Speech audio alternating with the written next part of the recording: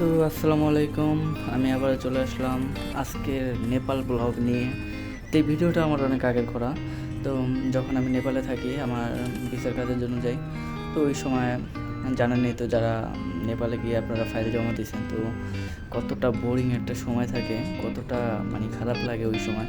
তো এই এর মুক্তি পাওয়ার জন্য এবং আপনার একটা বিনোদনের জন্য হলো ঘোরাফেরা করা উচিত, যেহেতু নেপাল একটা অত্যন্ত সুন্দর একটা দেশ। তো আমরা এই জন্য চলে আসছি অনেক দিন পর কাঠমান্ডু শহরের বাইরে।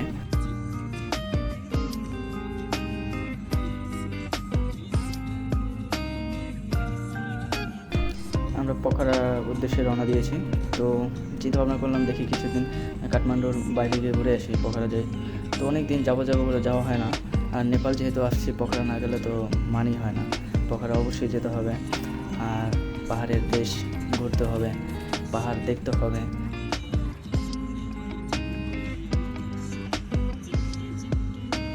তো আমি একা কেন দেখবো, আপনাদের সাথে নিয়ে দেখবো। তো চলুন আপনারা দেখতে থাকুন ভিডিওটা। তো আমরা চলে এসেছি। আসলে কালকে অনেকটা টায়ার্ড লাগতেছিল। আসলে এতটা দূর জার্নি করার পর শরীরে আর নিতে পারিনি। তো আমরা সবাই হোটেলে গিয়ে রেস্ট নিয়ে ঘুমিয়ে পড়েছিলাম। তো সকাল ভোরে আমরা চলে আসছি। আপনার এটা কি পাহাড় আমার ঠিক জানা নেই। এই পাহাড়ে আমার ঠিক মনে পড়ছে না, অনেক দিন আগের ভিডিও। এই পাহাড়ে ওঠার পর আমরা এখানে প্রথমেই সূর্যোদয় দেখলাম।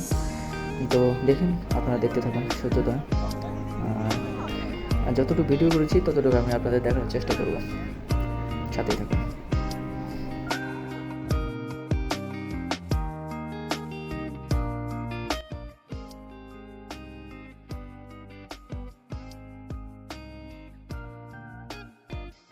আজকের আবহাওয়াটা খুব সুন্দর।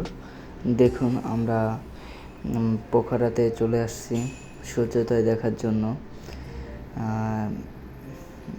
দেখতেই পাচ্ছেন কতটা ভিড়, ঠিক মতো দেখাও যায় না। তো হালকা কুয়াশা ভাব, ঠান্ডা ভাব। কি বলবো, সময়টা একদম রোমান্টিক একটা ফিল আসে।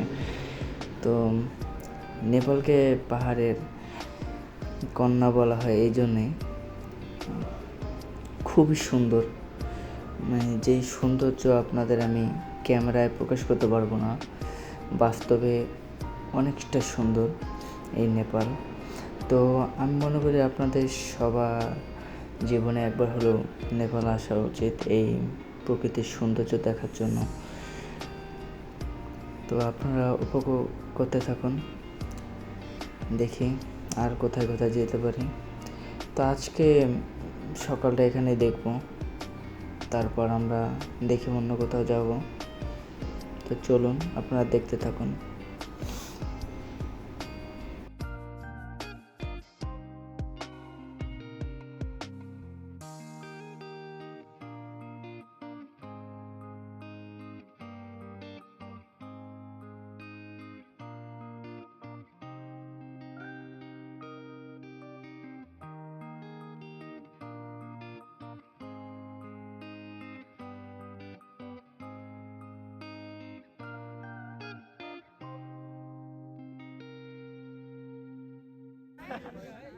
Oh, brother. Train. Enggak sih kan? Itu saja taruh lagi.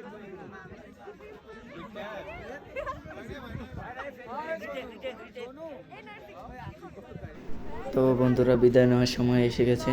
তো অনেকটা বড় ভিডিও হয়ে যাচ্ছে, তো এই জন্য এই ভিডিওটা এখানে স্টপ করব। আর আপনারা পরের পার্টে দেখবেন কিভাবে আমরা নাগারকোট গেলাম আর নাগারকোট কোথায় করলাম, সব কিছু দেখাবো ইনশাল্লাহ। তো সাথেই থাকুন, পাশেই থাকুন, সাবস্ক্রাইব করুন, কমেন্ট করুন। আর কোনো ভুল ত্রুটি থাকলে আমাকে কমেন্টে জানান।